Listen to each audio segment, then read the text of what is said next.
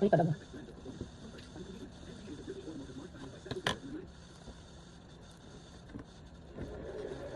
Hindi ako sanay gumawa ng malaking Shanghai.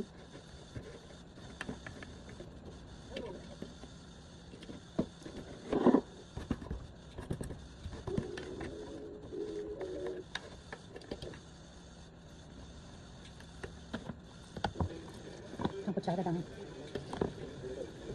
Kakalat lang natin. Parang pinalasahan nilang nagapa. Kalahating kilo yung ginamit kong pork dito. Sobra. Makapal masyado. Hindi na tipid hacks. Dapat manipis lang. Para marami kang magagawa. Tsaka lang. Masyado mataba. Ay madaming naman. Hindi naman ganun katako yung wrapper. Hindi lang ako sanay. Hindi talaga ako gumagamit kasi ng ganitong wrapper sa Shanghai. Kasi walang choice. Hindi ako nakabili ng Shanghai wrapper talaga. Sa mga grocery yung nakapack. Mas maganda kasi gamitin yung tulido kaysa yung ganitong wrapper. Pero dahil wala akong choice. At wala akong maisip lutuin sa giniling. Kasi sobrang mahal na gulay ngayon. Kaya ito na lang. Since carrots lang naman yung lahok na. Hindi na ako nila. Hindi na nilagyan ng ibang gulay. Mahaba siya. So pag niluto, hugupitin na lang sa gitna. Pakatatlo na ako. Isang tanda lang kasi yan. Ito lang kung kakasya to. Masasabihin ko. Yan, magti-12:30 na. Habang di pa ako inaantok. Gagawin ko na to para pag-gising sa umaga. O pag hindi pa ako nakatulog. Dahil mag-prepare ako ng almusal sa kapambaon. Ito na rin nila. Ito ko na rin siya. Maya-maya mga 4 a.m. Yan ang nakabang nilagay dito. Yun lang. Kung ano yung normal. Pero hindi ako nalagay ng celery sa kinchay ba yun? Kinchay sa Shanghai. Kasi pag nilalasahan ko nakapaitan ako. Kaya carrots lang, pampalasa. Yun lang. Paminta, itlog, wala nang iba. Yun lang talaga.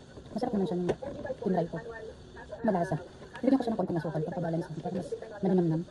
Ewan ko, nakakasanayan ko na maglagay ng asukal sa niluluto kasi manamis-namis, malinamnam ganun. At ito ang ikot. Pang ilang araw na rin namin itong ulam. Hindi na matipid pang may Shanghai. Tapos, para sa sabaw, pwede namang maggawa na lang ng soup. Ganun. Kaya mga noodles. Pwede na yun. Swak na yun, sa prito. Kanina nga, yung dinner namin, nagluto lang ako ng ginisang, anong tawag yun? Sa green pechay. Ginisang pechay. Kasi na may 1 kilo pa akong giniling sa rep. So sabi ko, gulay na lang ulam namin. Kahit mahal yung gulay, kaya pechay na lang. Pechay ba yun? Oo, pechay. Kasi nga, lang gulay. Yung ibang gulay, grabe ang mahal. Pero mahal nila ng gulay, nabot ng 200. Ano lang yun, pang-pack dito yun. Kaya yun, mas okay pa ngayon. Adobo, pork steak, chicken steak, sibuyas lang ang lahok ko kaya kamatis. Panalo yun, mas masarap pang. Dami-dami na din. Ang kalat lang natin. Hindi, pero in fairness, nakabaw na yung ginawa ko siyang gano'n. Sarap to try mo. Gusto ko nga i-try embutido. Kasi wala, hindi pa ako sinisipag gumawa ng embutido. So gusto ko yung nasa mulo wrap. Saka yung chicken giniling na ang ginamit ko yung Japanese ang tawag. Ako na lang sasabihin pagka gagawin ko na. Nakalimutan ko. Yung kulay green gano'n. Nga yung tawag. Kasi yung kulay green. Kasi nakita ko yun sa video. Yung nagluluto ng parang ang sarap. Kaya bumili ako ng chicken fillet kasi tatry ko yun. Wala naman akong pang-wrap. So naisip ko gawin ko na ng alaking lang sa mga ibang araw. Chicken alaking. Yun, at least yun. Parito-parito ko lang. Breadcrumbs. Tapos, diba? Tapos sauce. Carrots. Nalagyan mo lang din ang carrots para kung kadagdag healthy kasi may kulay. So kung maubos yung wrapper ko, tapos meron pang matirang giniling, malamang, magiging torta na yun. Ang torta na lang. Prito-prito na lang. Yan. Pero madami pa ng wrapper. Ayan, last 2. Kasi dalawa na yung wrapper. Okay, last 2. Pero may natira pa.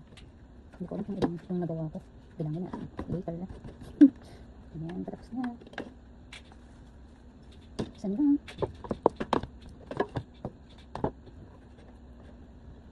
Sayang. Dikit pa na natira. Dikit pa din. Dikit. Dikit ng last. Ayan, natira pang konti. Pwede pa itong itira ito. Ayan, nagawa natin. Isang lalagyan. Hindi ko na 2, 4, 6. Mga 20 plus. Pwede na. Mga isang linggo. Ito ang natira. Ipipita na lang.